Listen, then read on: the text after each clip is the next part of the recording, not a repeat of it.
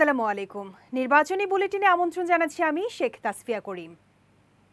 সারা দেশে উৎসবমুখর পরিবেশে অনুষ্ঠিত হয়েছে ত্রয়োদশ জাতীয় সংসদ নির্বাচন ও গণভোটের ভোট গ্রহণ। সকাল 7:30টায় শুরু হওয়া এই ভোট গ্রহণ চলে বিকেল 4:30টা পর্যন্ত। এবারে নির্বাচনে মোট ভোটার সংখ্যা 12,77,00,000-এর বেশি। এর মধ্যে 18 থেকে 37 বছর বয়সী ভোটারের সংখ্যা 5 কোটির বেশি। শেরপুর 3 আসনের ভোট স্থগিত হওয়ায় এবার নির্বাচন হয়েছে মোট 299টি আসনে। ত্রয়োদশ জাতীয় সংসদ নির্বাচন ও গণভোটের সার্বিক পরিস্থিতি পর্যবেক্ষণ করেছেন প্রধান উপদেষ্টা অধ্যাপক মোহাম্মদ ইউনুস।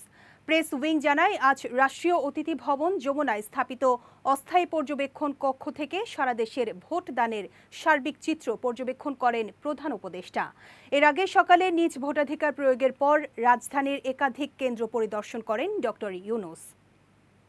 আগামী 17 ও 18 ফেব্রুয়ারির মধ্যে অর্থাৎ রমজান মাস শুরুর আগেই নির্বাচিত সরকারের কাছে ক্ষমতা হস্তান্তর করা হবে বলে জানিয়েছেন আইন উপদেষ্টা আসিফ নজরুল।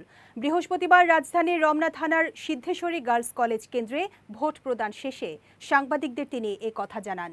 দীর্ঘ সময় ধরে বাংলাদেশের বহু প্রজন্মকে ভোটাধিকার থেকে বঞ্চিত রাখা হয়েছিল উল্লেখ করে উপদেষ্টা বলেন, দেশের তরুণরা আন্দোলন ও আত্মত্যাগের মাধ্যমে এই ভোটাধিকার পুনরুদ্ধার করেছে।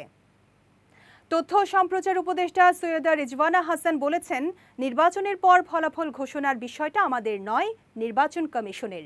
তাই যখনই গ্যাজেট নোটিফিকেশন ও শপথ হয়ে যাবে সেই মুহূর্ত থেকে আমরা আর দায়িত্বে থাকব না। তখন তাৎক্ষণিকভাবে নিজেদের দায়িত্ব নির্বাচিত সরকারের কাছে হস্তান্তর করা হবে। আজকে নির্বাচনের মাধ্যমে বাংলাদেশের জনগণ তাদের রাজনৈতিক ও সাংবিধানিক অধিকার ফিরে পাবে বলে আশা প্রকাশ করেছেন বিএনপির জাতীয় স্থায়ী কমিটির সদস্য আমির খসরু মাহমুদ চৌধুরী। আজ চট্টগ্রামের উত্তর কাট্টলী মুন্সিপাড়া সরকারি প্রাথমিক বিদ্যালয়ে ভোট প্রদান শেষে তিনি এই আশার কথা বলেন। আমির খসরু আরও বলেন, এই ভোটের মাধ্যমে জনগণ তাদের প্রতিনিধি নির্বাচন করতে পারবে, যারা জনগণের কাছে দায়বদ্ধ থাকবে। এটাই গণতন্ত্রের মূল মন্ত্র বলেও উল্লেখ করেন তিনি। এতক্ষণ সঙ্গে থাকার জন্য ধন্যবাদ। নির্বাচনী আপডেট জানতে চোখ রাখুন বিজয় টিভির পর্দায়।